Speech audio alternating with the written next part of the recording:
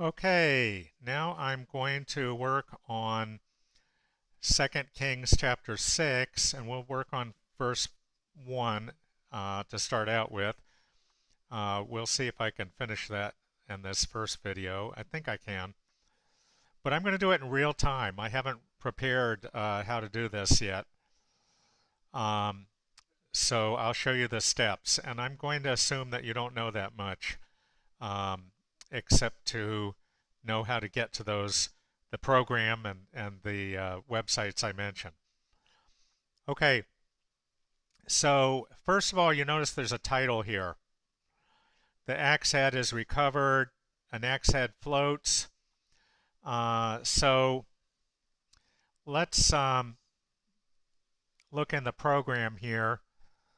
So in the objects, so that's at ontology and lexicon, ontology, objects, but we're already there, so I don't have to start that up. There is a word for axe, except it's complex. An axe, a tool to cut down trees. Now, as it's written here, that would seem to imply the whole tool, not just the head of the axe. And we probably don't have a word head that would correspond to the head of an axe, but we do have a word blade, I think. So let's see. Yes, we have blade, a sharp object made to cut things. So we could use the blade of an axe, but we have a problem in that axe is complex. See, it has this magenta color. So let's go to our how-to document and see if there's anything for that. So I can do Control F in here. Axe. Yes.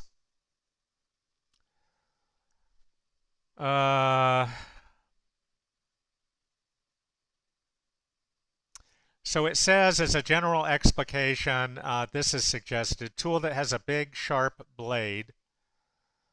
And then there's an implicit and that people use in order to cut wood. But if it's implicit, that might not be used by the program because the program strips out implicit information early on.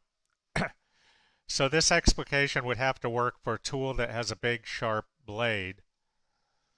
That might work. But it says consider pairing with tool or object or sword or weapon. So there are actually three ways we can represent complex words in our system, and one is with what we call an explication, writing it in terms of simple terms. The other way is we can pair it with a simpler word, and if the complex word is available, it will be substituted for that complex word.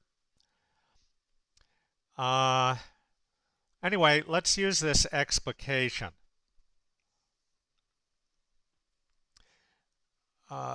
I think I'll prefer that over pairing it. I could pair it with tool, but then you'd lose the idea of what it is. So let's do, so the way we start the title is, we do in parentheses title. Okay, now, an axe head floats. We could do recovered, like we could say, we don't have the word recovered, but we could use gets. That we could say that Elisha gets the axe head. But let's see about float. So let's look in the program at verbs. Do we have a verb to float? So here I went to events, which is our verbs, and there is a verb to float, to rest on top of the water. Perfect. Okay, so I have another video on how to do causal relations, but I'm just going to show you how to do it here. and I'll point you to those other videos soon. So I'm going to say Elisha causes. This is how you say someone causes something. Now, whenever we have a different clause, we put it in brackets. So if we say he causes the axe head to float, then we need to put that in brackets, and it'll be like a separate sentence in there. And we can't use head, so let's say the blade of a, I think I copied that. Yeah, I did. The blade of a tool that has a big sharp blade. Uh, uh, I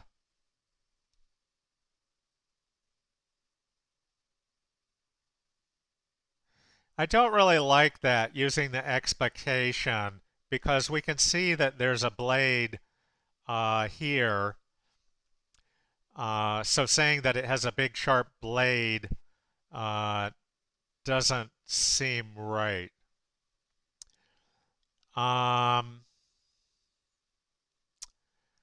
Let's say the blade of a, let's do the pairing. I said I wasn't going to do that, but I think I will. Causes the blade of a tool to float. So this is how we do a pairing. We use a slash operator, and so I'm pairing this complex word axe with the simpler word tool. Okay, there we have a title. Now, let's look at what we'll do for the first sentence. Now, the first sentence here, the first option in the meaning, and we usually, after a title, we always put a paragraph. And we do that with this underscore character, underscore paragraph in the phase one. And you can see it's indented here, over here in the NIV or the NASB, so it's assumed that you're starting a paragraph there. Okay, so let's look what is in the TND. So the first option for the first sentence is, then the group of prophets said to Elisha. Okay, the second, we can do that. We can do group. So objects, group. So you can see group is here and it's in the cream color, so that's okay. What about prophets? That sounds like a pretty complex word, and it turns out that it is. If you look up prophet, it's magenta color in the census column. So we look in the how-to. So we look up prophet, and we have different explications. We have an explication for false prophet. That's not the one I want. I want the regular prophet.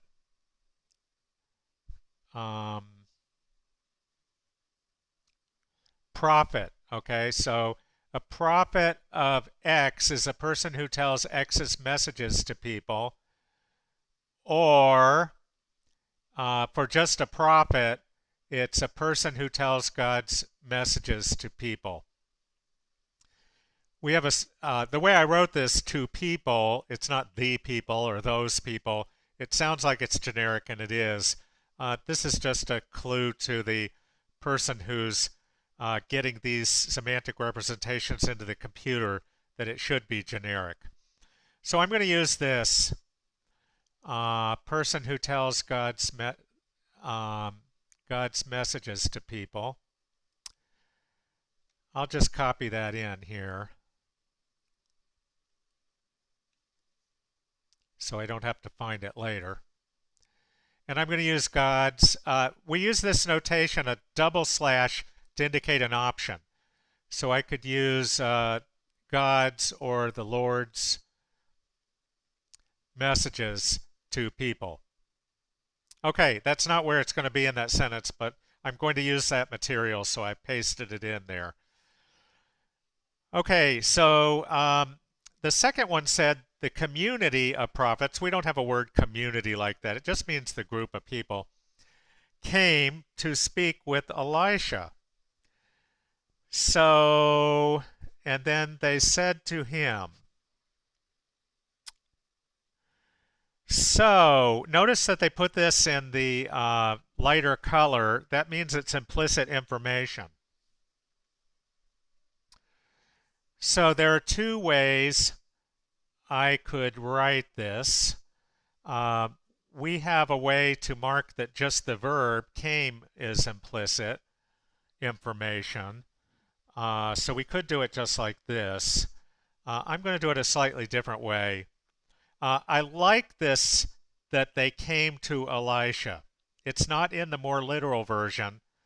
And now, do I know that that's really not in the literal version? Well, we can look over at the NASB. Now, the sons of the prophets said to Elijah. It doesn't talk about them coming, but I think that's useful information to help people understand. What I'm going to do is I'm going to say the group of, okay, and then instead of person, I'm going to say people who tell God's messages to people. I wouldn't necessarily expect that you do this, but I'm going to mark that these are different people here. It's just an indication that the noun index should be different. And anything with an underscore is not automatically handled by the computer. So this is just a note to the person who's inputting these into the computer representation. Okay, the group of people who tell God's messages to people, that will become the group of prophets, came to Elisha. Now, what I'm going to do is I'm going to mark that this sentence is implicit information. We have several different kinds of implicit information. This is a subaction. So I'm going to make it implicit subactions. So it's something that happens, but it's not described in the literal text. The group of prophets came to Elisha, and that's a sentence that could be included in the generated text or not, depending on whether people want this implicit text. Now I'm going to show you something here.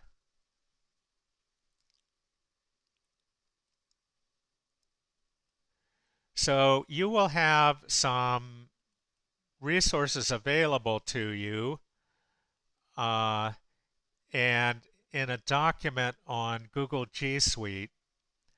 And one of them is the summary of specialized notation for TBTA. So we have a lot of information here. And I'm going to search in that for implicit with a dash. Okay, making implicit information. So this shows some of the kinds that we use. Implicit subactions is the one I just used. These are minor actions that the original text didn't mention, but from the context we know that they had to have happened. The most common one that we use over and over and over again is implicit situational, but I think subactions is better here. Okay, so now I mark that that's an implicit sentence. Okay, and now I want to say the group of prophets said to Elisha,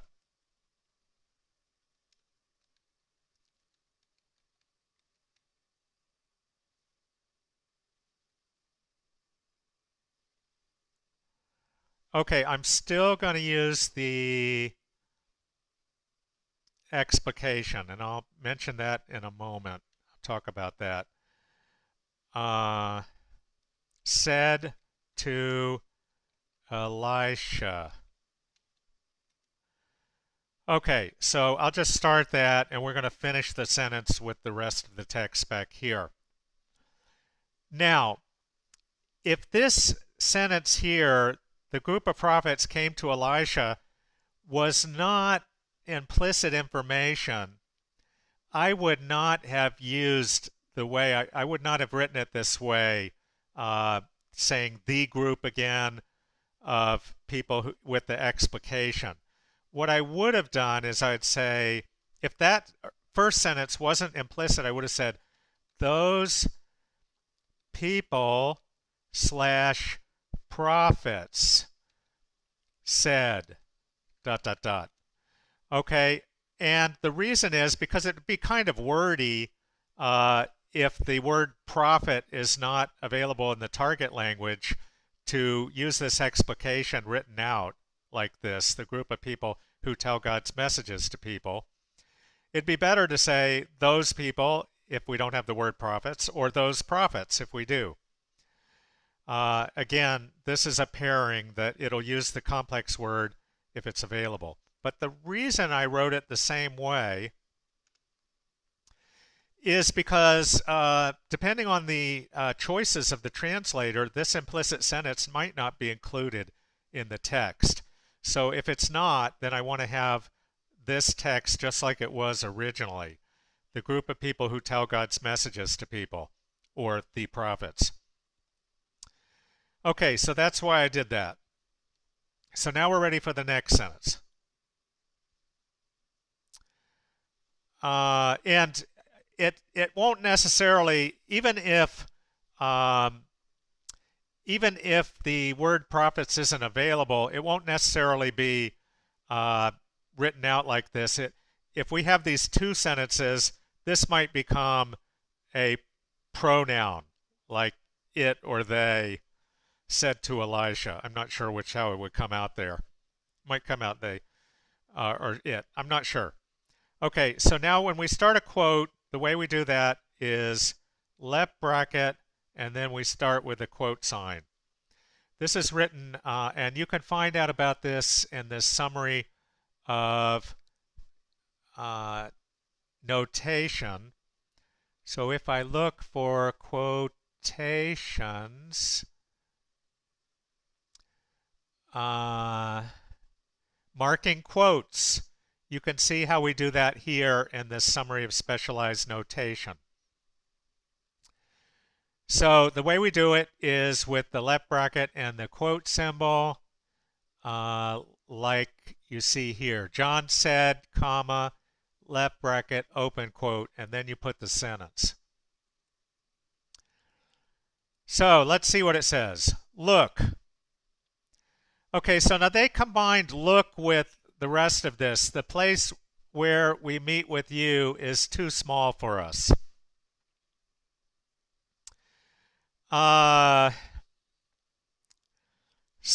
But this is really a separate sentence. It's a separate clause. Look is an imperative, and we can't have two verbs in the same clause. So we have look there, and we have meet. So we're going to make this a separate sentence. So I'm going to say, you, Elisha, this is how we mark a second person. We mark a first person pronoun in the same way. We'd put I in parentheses Elisha. The program has to know who it is. So that's why we have to put the person in the parentheses.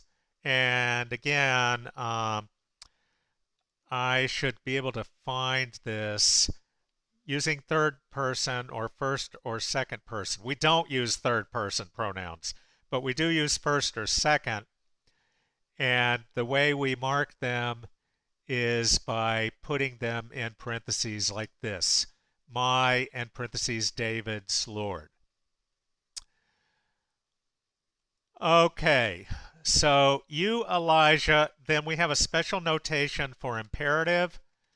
IMP, that should be in here too.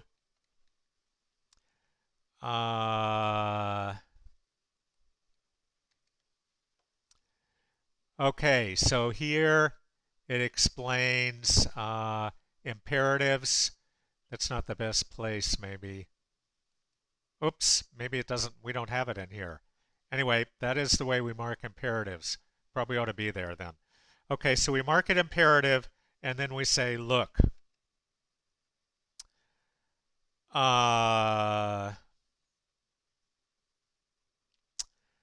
could go with a period or an exclamation point. I'll do a period for now, but I'm not sure which is better there. Let's look to see if look is okay. So we go to events, look,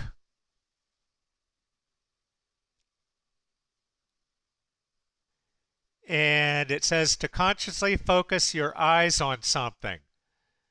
Now, I happen to know that from this notation that the first letter here is the agent. We need that. So it needs a subject in the sentence. Now, if I hold the mouse over this, there, you can see these notation.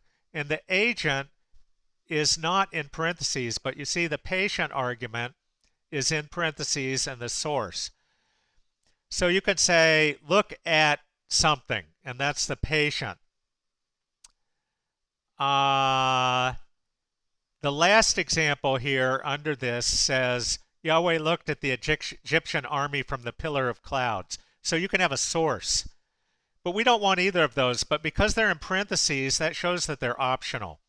And you can tell that from the letters here that these little letters are optional arguments. But the first one, the A, is mandatory. So we can do it just the way I wrote it. With just the agent, we have the agent as you and the verb. Oh, and it should be in little letters. That might not be necessary. Okay, so we've got the first sentence, and you always mark the end of the first sentence with the right bracket, even though it's continuing.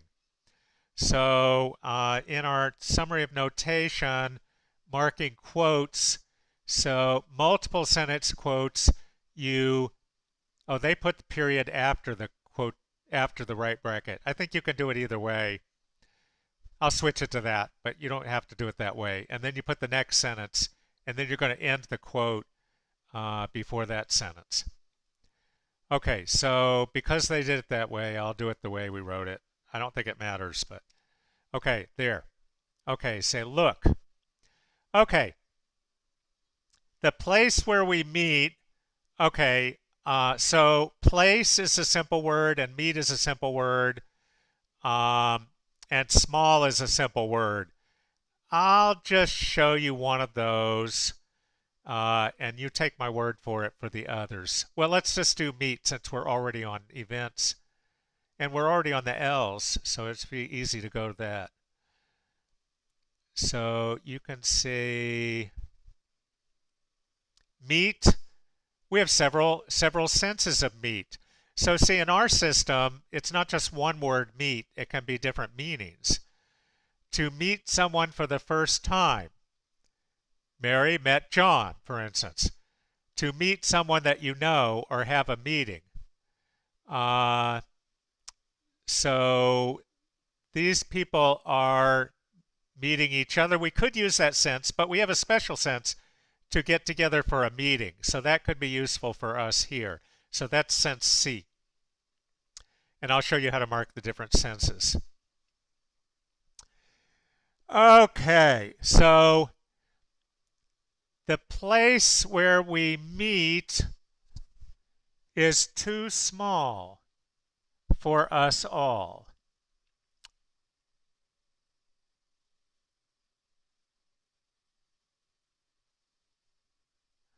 Now, we can say that something is too small. Using this word too will set a feature on small that says it's the to form of small. You can do very small, and then it's the intensified form of small. But we can't do too small for us. So in the program, If we look up small, so that's object attributes as adjectives, and we go to S, then you can see small, and Boaz had a small problem, so the uh, small is an adjective, or we could use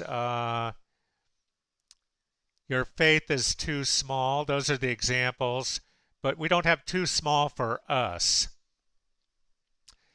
For, could it be a relation? So we have relations, which we think of as prepositions, mostly in English. So relations, what about for? Do we have an appropriate? We have several senses of for a duration of time, because of, I'll pay you for your work, a topic marker for each kind of animal, or for a distance. No, none of those are appropriate. We're saying for us. Okay, so none of those has the right meaning. So I think we want to do it maybe like this second one. Our meeting place is not good for us. It is too small. What about suitable? Do we have that? So I'm going to go to object attributes or adjectives.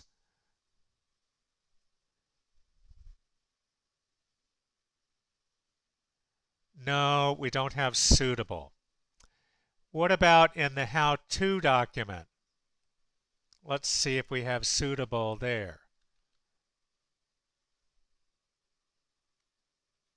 No, we don't have that.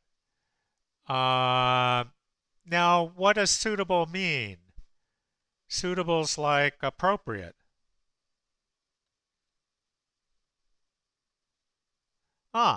We have that. In fact, it's a level numeral 1 word. It's a simple word.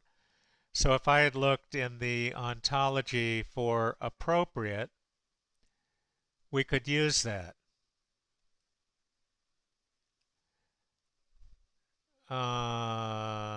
It hasn't been added yet, but it should be.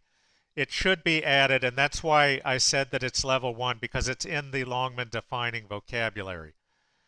So you can see that here, appropriate.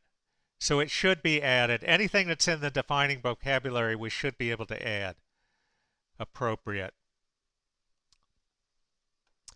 I'm not sure that's better than good, but we could use that. As you can see, okay, so let's go with this. The place before you where we are living. The place where we meet with you. Let's go with this. Now we don't use, even though in the generated English it'll come out with where, we do it a little bit different. Okay, the place. Now I'm going to describe it by a relative clause, that we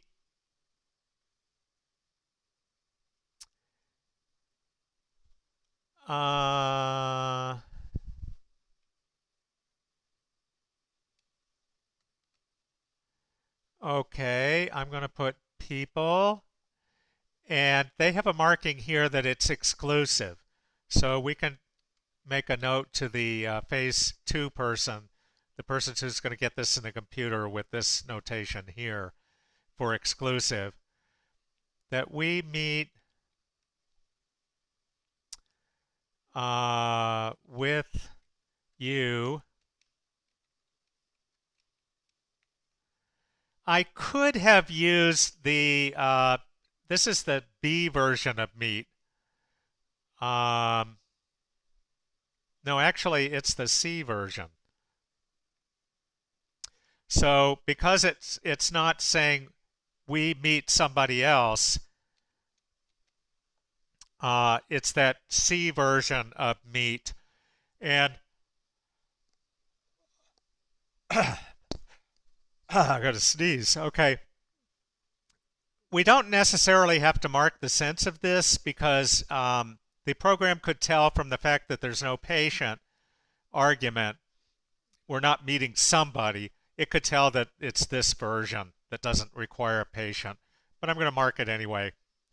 And then we do have a relation, which is an accompaniment relation with, and you can see that here, with accompaniment, to do something with somebody.